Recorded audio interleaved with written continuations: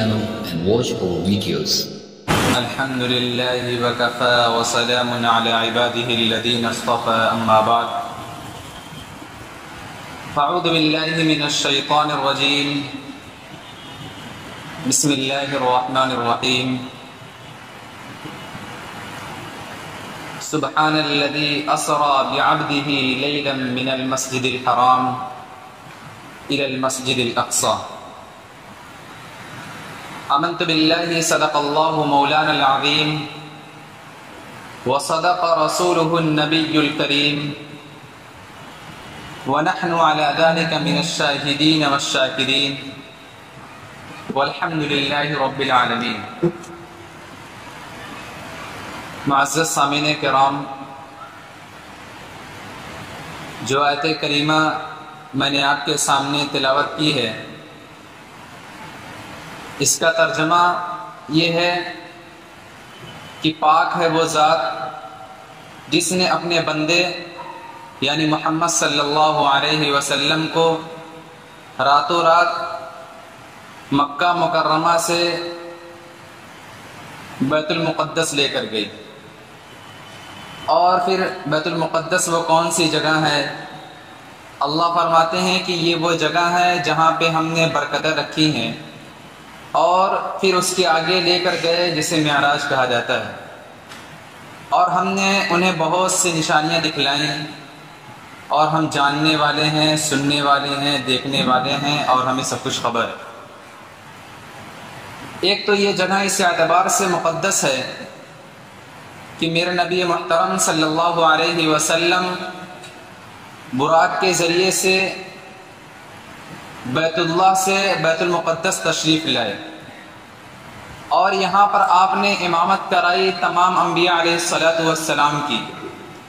اور یہی دنیا میں وہ واحد جگہ ہے جہاں پر تمام انبیاء علیہ السلام اکٹھا ہوئے اور سب نے ایک ساتھ مل کر نماز پڑھی، اور جن کی امامت محمد عربی صلی اللہ علیہ وسلم نے کرائی تھی.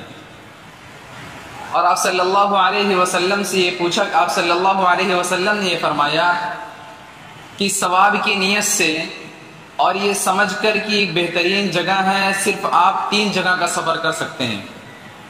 ایک بیت اللہ شریف، دوسرا مسجد نبوی، اور تیسرا بیت المقدس.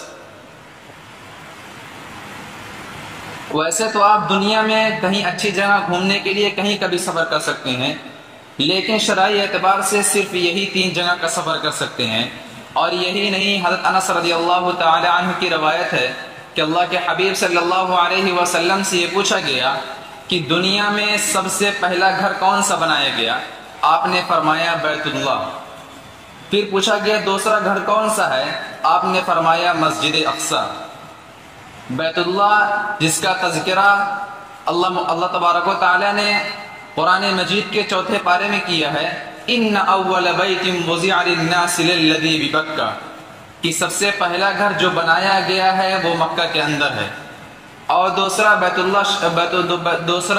المقدس ہے. اس کی تعمیر کے بارے میں اختلاف ہے کہ اس کی تعمیر سب سے پہلے کس نے کی.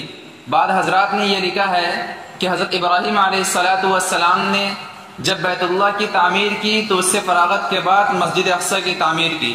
لیکن اکثر حضرات نے یہ کہا ہے کہ حضرت یعقوب علیہ السلام نے مسجد اقصی کی تعمیر کی ہے اور اس کی بنا ڈالی ہے. اور حضرت داؤد علیہ السلام نے اس مسجد کا نقشہ کھینچا ہے، اور اس کے بعد سلیمان علیہ السلام نے پھر سے اس کی تعمیر کی ہے. اور جب اس کی تعمیر مکمل ہونے کو تھی اور یہ تھا کہ اب مسجد پوری بن چکی ہے، اس سے پہلے سلیمان علیہ السلام کی وفات کا آرڈر آ گیا اور حکم آ گیا، اور انہوں نے ان کے پاس جب فرشتے آئے اور نبیوں کو ان کی موت سے پہلے یہ اختیار دیا جاتا ہے اور یہ کہا جاتا ہے کہ اگر آپ چاہیں تو اس دنیا کے اندر رہ سکتے ہیں اور آپ چاہیں تو اس دنیا کو چھوڑ سکتے ہیں، سلیمان علیہ السلام کو بھی اختیار دیا گیا تھا اور ان سے پوچھا گیا تھا تو انہوں نے یہ کہا کہ یہ میں جن جناتوں کو میں نے کام پہ لگایا ہے یہ بڑے سرکش قسم کے لوگ ہیں، اگر میں یہاں سے چلا گیا تو یہ لوگ کام نہیں کریں گے۔ اللہ تبارک و تعالیٰ نے فرمایا یہ سب کچھ ہو کر کے رہے گا، اور سلیمان علیہ السلام اپنے محراب میں شیشے کا بنوا کر کے بیٹھ گئے اور اپنی کبڑی اور اپنی لاٹھی اپنے ہاتھ میں لے لی اور اس طریقے سے بیٹھے جیسے سامنے کی طرف دیکھ رہے ہو، اور ان کی روح قبض کر لی گئی اور جناتوں کو اس کا علم نہیں ہو سکا، اور وہ تعمیر کرتے رہے یہاں تک کہ جب مسجد کی تعمیر مکمل ہو گئی تب جا کر ان کو اس بات کا علم ہوا کہ سلیمان علیہ السلام کی وفات بہت پہلے ہی ہو چکی تھی، جس کا تذکرہ اللہ رب العزت نے قرآن مقدس میں کیا ہے۔ فَلَمَّا قَضَيْنَا عَلَيْهِ الْمَوْتَ مَا دَلَّهُمْ عَلَى مَوْتِهِ إِلَّا دَابَّةُ الْأَرْضِ۔ اس طریقے سے مسجد اقصی کی تعمیر ہوئی ہے، اور آپ صلی اللہ علیہ وسلم سے یہ پوچھا گیا کہ مسجد اقصی اور بیت اللہ شریف کے درمیان کتنے سال کا فاصلہ ہے؟ آپ نے فرمایا 40 سال کا فاصلہ ہے۔ یہ فاصلہ کلومیٹر کے اعتبار سے نہیں ہے بلکہ یہ تعمیر کے اعتبار سے ہے۔ کلومیٹر کے اعتبار سے بیت اللہ شریف اور بیت المقدس کے درمیان 1400 کلومیٹر کا فاصلہ ہے۔ اس کی حیثیت کا اندازہ اس سے بھی لگایا جا سکتا ہے کہ اللہ کے حبیب صلی اللہ علیہ وسلم سے یہ بھی پوچھا گیا کہ سب سے زیادہ ثواب کس مسجد میں ہے؟ آپ نے فرمایا مسجد حرام میں ایک نماز پڑھنے کا ثواب 1,00,000 نماز کے برابر ہے۔ پھر فرمایا کس مسجد میں؟ آپ نے فرمایا مسجد نبوی میں ایک نماز پڑھنے کا ثواب 1,000 کے برابر ہے، اور دوسری روایت کے اعتبار سے 50,000 کے برابر ہے۔ پھر فرمایا کس مسجد میں؟ آپ نے فرمایا مسجد اقصی میں ایک نماز پڑھنے کا ثواب میری مسجد سے 3-4 گنا کم یعنی کہ 250 ہوتا ہے۔ اور دوسری روایت کے اعتبار سے جو ابن ماجہ کی روایت ہے مسجد نبوی اور مسجد اقصی میں ایک نماز پڑھنے کا ثواب 50,000 نماز کے برابر ہے۔ یہ اس مسجد کی اہمیت ہے اور اس کی فضیلت ہے، اور اس اعتبار سے اگر دیکھا جائے تو یہ ہماری زمین رہی ہے، اور یہاں پر زیادہ تر انبیاء کرام یہیں پر تشریف لائے ہیں، اور زیادہ تر انبیاء کرام کا وہیں پر مدفن ہے۔ اس کے بعد کچھ زمانے کے لیے اس پر عیسائیوں کا قبضہ رہا۔ اس کے بعد بابل کے حکمراں بخت نصر نے ان کے خلاف چڑھائی کی تھی اور ان کو قید کر کے لے گیا تھا اور ان کی بری طرح سے پٹائی کی تھی۔ اس کے بعد کچھ زمانے تک یہ مسجد ان سے آزاد رہی۔ اس کے بعد حضرت عمر فاروق رضی اللہ تعالی عنہ کے دور خلافت میں پھر سے ان لوگوں نے قبضہ کیا، اور حضرت عمر خطاب رضی اللہ تعالی عنہ کو یہ خط لکھا کہ تمہارے امیر المؤمنین یعنی عمر بن خطاب آئیں اور معاہدے پر دستخط کریں۔ لہٰذا وہ لوگ خوریزی نہیں چاہتے تھے، چنانچہ امیر المؤمنین عمر بن خطاب رضی اللہ تعالی عنہ مدینہ منورہ کے اندر حضرت علی کرم اللہ وجہہ کو اپنا جانشین مقرر کیا، اور آپ وہاں سے چلے یہاں تک کہ جابیہ مقام پر پہنچے اور آپ کو وہاں پر روکا گیا۔ وہاں پر یہودی وغیرہ آئے اور دستخط کی گئی اور کروائی گئی۔ اس کے بعد یہودیوں نے کہا کہ ہم عیسائیوں کے ساتھ رہنا پسند نہیں کر سکتے ہیں، لہذا ہمیں ان سے الگ رکھا جائے، تو ان سے الگ رکھا گیا۔ یہ سلسلہ چلتا رہا یہاں تک کہ 11ویں صدی عیسوی میں صلیبی جنگیں شروع ہو گئی۔ اس کے بعد اس میں ایک مرد مجاہد کھڑا ہوتا ہے جسے تیار کرنے والا اور جسے پائے تکمیل کو پہنچانے کے لیے اگر کسی جاباز نے سب سے زیادہ اس کی ہمت افزائی کی ہے تو وہ نور الدین زنگی رحمت اللہ علیہ ہیں۔ انہوں نے تیار کیا تھا سلطان صلاح الدین ایوبی رحمت اللہ علیہ کو۔ یہ شخص 1169 میں مصر کے تخت پر جلوہ نشین ہوتا ہے، اور 16 جنگیں انہوں نے صلیبی جنگیں لڑی ہیں، اور اس کے بعد 1187 کے اندر بیت المقدس کو فتح کر کے ہمارے اور آپ کے حوالے کر دیا تھا۔ لیکن ہم تو ٹھہرے عیاش، لیکن ہم تو ٹھہرے بدماش، لیکن ہم تو ٹھہرے اپنی مقدس جگہوں سے لا تعلقی برتنے والے، لیکن ہم تو ٹھہرے اپنی مقدس جگہوں سے بے رغبتی اختیار کرنے والے۔ نتیجہ یہ نکلا کہ یہ جگہ پھر سے ہم سے اور آپ سے چھین لی گئی، اور یہاں پر وہ تخت و تاراج کیا گیا کہ صرف ایک دن کے اندر ہماری اور آپ کی جانوں کا جو نذرانہ پیش کیا گیا، یورپی مورخین لکھتا ہے کہ صرف ایک دن کے اندر 70,000 ہماری ماؤں اور بہنوں اور بوڑھوں اور جوانوں کا وہاں پر خون کیا گیا، جس کے نتیجے میں وہاں کی گلیاں صرف لال نہیں تھی بلکہ گھٹنوں تک خون بھرا ہوا تھا، چلنے کی گنجائش نہیں تھی۔ اس طریقے سے یہ مسجد پھر سے ان کے قبضے میں چلی گئی، اور اس کے بعد ہٹلر نے ان کے خلاف چڑھائی کی اور ان کو قید کر کے لے گیا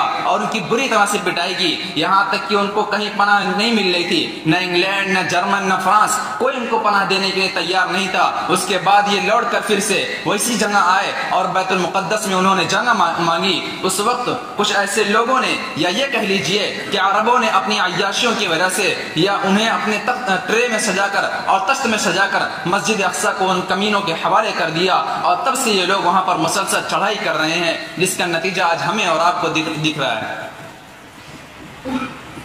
ایک دور تھا جب موسیٰ بن نذیر اور طارق بن زیاد الگ الگ محاذوں پر جنگ کر کے وہاں پر اسلام کا جھنڈا لہرا رہے تھے، اور اس کے علاوہ ہمارے پاس کسی اور جنگ کے لیے سپاہی نہیں تھے۔ اس وقت ہندوستان کے سندھ میں بحری ڈاکوؤں نے حملہ کیا تھا، جس میں بچے اور بوڑھے بھی شامل تھے، اور اس میں ایک ناہید لڑکی تھی جس نے حجاج بن یوسف کو خط لکھ کر مدد کی درخواست کی تھی۔ تو حجاج بن یوسف نے ایک مرد مجاہد کو بھیجا، سپاہیوں کی کمی کے باوجود ایک مرد مجاہد کو بھیجا جسے دنیا محمد بن قاسم کے نام سے جانتی ہے، لیکن آج ہمارے پاس سارے وسائل موجود ہیں، پھر بھی ہم نے انہیں چھوڑ رکھا ہے۔ یہ مسجد اقصی یہ آقا مدنی صلی اللہ علیہ وسلم کی امانت ہے، یہ مسجد اقصی یہ عمر بن خطاب کی امانت ہے، یہ مسجد اقصی یہ سلطان صلاح الدین ایوبی کی امانت ہے۔ یاد رکھو امت کے لیڈروں، تمہاری خاموشی پر قیامت کے دن سوال کیا جائے گا۔ علامہ ابن خلدون نے کہا تھا کہ جب مصیبت کے وقت لوگوں کو ہنسی مذاق کی باتیں سوجنے لگے تو سمجھ لینا ان کی عقلیں خبط ہو چکی ہیں، اور یہ شدید قسم کے غافل لوگ ہیں جن کو نشے کی حالت میں موت کی طرف بھاگ دیا جاتا ہے۔ اللہ کے حبیب صلی اللہ علیہ وسلم سے ایک صحابی نے پوچھا، اے اللہ کے نبی ہم مسجد اقصی میں کیا کریں؟ آپ نے فرمایا جاؤ وہاں پر نماز پڑھو۔ انہوں نے کہا اگر ہم وہاں نہیں جا سکتے تو کیا کریں؟ آپ نے کہا وہاں پر تیل بھیج دو جو وہاں کے چراغ میں جلانے کے لیے کام آئے۔ اس لیے اگر ہم یہاں سے بیٹھ کر کچھ نہیں کر سکتے ہیں تو کم از کم اتنا تو کر سکتے ہیں کہ ان چیزوں کا تو بائیکاٹ کر سکتے ہیں، یا جو لوگ ان کے موافق ہیں ان کا بائیکاٹ کر سکتے ہیں۔ کم سے کم یہاں بیٹھ کر دعا مانگیں، اور راتوں رات بیٹھ کر دعا مانگیں اور اپنے رب سے کہیں، تاکہ کل قیامت کی دن ہم بھی یہ کہہ سکیں کہ اے اللہ ہم دنیا کی چکڑ بندیوں میں بجے ہوئے تھے لیکن پھر بھی ہم وہاں سے غافل نہیں تھے۔ وہ جیالے نوجوان اور وہ فلسطین کی مائیں اور بہنیں جو ایسے نوجوانوں کو پیدا کر رہی ہیں جو وہاں پر لڑ کر اور اپنے خون کو بہا کر اور مصیبتیں جھیل کر مسجد اقصی کو بچائے ہوئے ہیں، ورنہ آج اگر ہم اور آپ ہوتے تو شاید ہم نے دوسری مسجد کی طرح مسجد اقصی کو بھی ان کے حوالے کر دیا ہوتا۔ یہ ان کا کارنامہ ہے اور ان کا خون ہے جس کی وجہ سے انہوں نے بچا کر کے رکھا ہوا ہے۔ کاش کوئی پھر اٹھے صلاح الدین ایوبی، کاش کوئی پھر اٹھے عمر ثانی اور ثالث، کاش کوئی پھر سے عربوں کی رگ حمیت کو پھڑپھڑائے اور انہیں بتائے اور انہیں جگائے کہ یہ تمہارا قبلہ اول ہے جس کی طرف محمد عربی صلی اللہ علیہ وسلم نے 16-17 مہینے رک کر کے نماز پڑھی تھی۔ یہ وہ مسجد اقصی ہے جس میں تمام انبیاء علیہ الصلوۃ والسلام اکٹھا ہوئے تھے۔ کاش کہ ہمارے دلوں میں یہ احساس جگتا کہ وہ مسجد اقصی ہے جس میں یہودی جب چاہتے ہیں داخل ہوتے ہیں اور جب چاہتے ہیں اس میں اپنی سواریاں لے کر دندناتے پھرتے ہیں۔ عربوں میں کوئی مائکا لال نہیں ہے جو کھڑا ہو کر یہ کہہ دے کہ ہم تم سے مسجد اقصی کو چھین کر اس میں جا کر نماز پڑھیں گے اور اپنے رب سے کہیں گے اے ربا صلاح الدین ایوبی تو نہیں تھا لیکن اس کی اولاد زندہ تھی۔ یہ کیا ہوا ہے؟ یہ عیاشیاں، یہ کرمستیاں، یہ رات کے نٹ کی دنیا میں پلنے والے نوجوان خدا کی قسم کبھی بھی بیت المقدس کو نہیں چھین سکتے۔ وہی چھینے گا جس کے دلوں میں درد ہوگا۔ سلطان صلاح الدین ایوبی نے کبھی کہا تھا کہ اگر کسی قوم کو بغیر جنگ کے مارنا ہو تو اس قوم کے نوجوانوں میں فحاشی پھیلا دو۔ آج اس قوم کے نوجوانوں میں سب سے زیادہ فحاشی، سب سے زیادہ عریانیت، سب سے زیادہ گندی فلمیں آج اسی قوم کے نوجوان دیکھ رہے ہیں، تو پھر مسجد اقصی ہمیں کیسے ملے گی؟ اس کے لیے ہمیں پاک صاف ہونا ضروری ہے۔ آج عرب کے لوگ اپنی عیاشیوں کی وجہ سے اور اپنی مستیوں کی وجہ سے اس میں گم ہیں۔ انہیں اس چیز کی فکر نہیں ہے کہ کل قیامت کے دن اگر اللہ تبارک و تعالی نے پوچھ لیا کہ تم نے کون سا کارنامہ انجام دیا تھا، میرے نبی نے اگر پوچھ لیا کہ تم نے کون سا کارنامہ انجام دیا تھا اور کون سا تیر تم نے مارا تھا، تو اپنے نبی کو کیا شکل لے کر ہم دکھائیں گے؟ اللہ تبارک و تعالی مسجد اقصی کو ان غاصب یہودیوں سے آزاد کرے اور ہم مسلمانوں کو اپنے دین پر چلنے کی توفیق عطا فرمائے۔ آمین۔ وآخر دعوانا الحمدللہ رب العالمین۔